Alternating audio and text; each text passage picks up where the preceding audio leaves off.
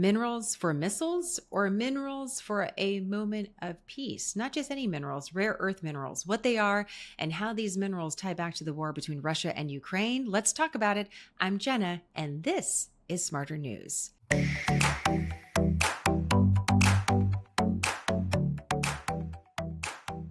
Well, let's start real basic because that's where I had to start my reporting. When we hear a reference to rare earth minerals, what is everyone even talking about? For one, sometimes these minerals are referred to in short as rare earths, or more broadly as rare earth elements.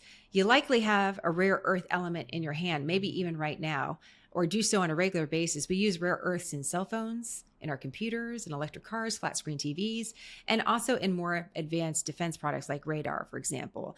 And although you may recognize names like lithium or nickel, when we're talking about these products, these are not considered rare earth minerals, although they can be referenced at the same time. We're going to talk about that in a second. The rare earth minerals are names that are going to be less familiar. I'm going to try my best with this one. Neodymium. Neodymium. It just sort of rolls off the tongue, but it's not something I've ever said before. Finding a lot of these usable, large concentrations of rare earth minerals is exactly as it sounds. It's rare. And finding them and then mining them really matters. Sometimes there's a difference in finding the minerals, discovering them, and then being able to actually extract them, get them out of the ground in high enough concentrates to actually use them. Where are these rare earth minerals found? Really all over the world. China, Russia, India, the United States, Vietnam, South Africa, Brazil, Afghanistan. And I've noticed in my research, often you'll see a report referencing these more well-known minerals like lithium or titanium in the same sentence as rare earths. And that's because all of these minerals find a home under the umbrella the U.S. Department of Energy calls critical materials. And that brings up an important point. The Bipartisan Policy Center says right now, China produces 80% of rare earth minerals and processes nearly 90% of the world's supply. Translating that, China not only has rare earths, but they know how to clean them and to use them effectively. As long as China has this capacity and this ability, it has leverage that no other country, including ours, has. The Wall Street Journal reports that access to important mineral deposits like these rare earths in Ukraine has been a bargaining chip that the Ukrainians have previously put on the table in exchange for security.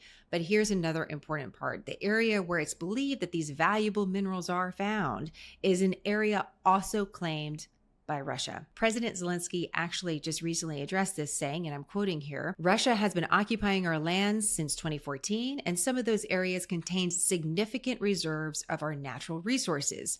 We are open to developing these resources with our partners, the ones who help us defend our land and push the enemy back with their weapons, presence, and sanction packages. This is absolutely fair. So in other words, minerals in exchange for might, minerals for military might and solidarity. But Zelensky isn't the only one. Just this week, Russia's president, Vladimir Putin, on state television said he'd be open to giving access to his partners to these minerals in the areas he claims belongs to Russia. Oh, and that's not all. The European Union also separately proposed a partnership with Ukraine for these minerals. So everybody's talking about this. But questions remain. How big are these mineral deposits? What's actually there? How expensive could it be to get these minerals out of the ground? It's relatively unknown. And we're talking about doing this in a country, specifically in an area torn apart by war, where even basic services can be unpredictable. And we've learned in our reporting, simply getting wheat out of Ukraine, a huge export for Ukraine, has been difficult. Think about mining this area for rare minerals. Just for context, the BBC reports that Ukraine says it estimates it has about 5% of the world's critical raw materials. CBS News reports, for comparison, the U.S., a much larger country than Ukraine, has only 1% to 2% of the total rare earths that are out there. Right now, these minerals and who has access to them may be a part of the war story and also part of the peace story, the peace negotiations, in a way that really hasn't gotten a lot of coverage. So I hope you find this helpful. It definitely gives us something to think about next time we pick up our cell phone. More on this story and so much more. Thank you for your support of quick, concise, nonpartisan, Smarter News. Have a great day.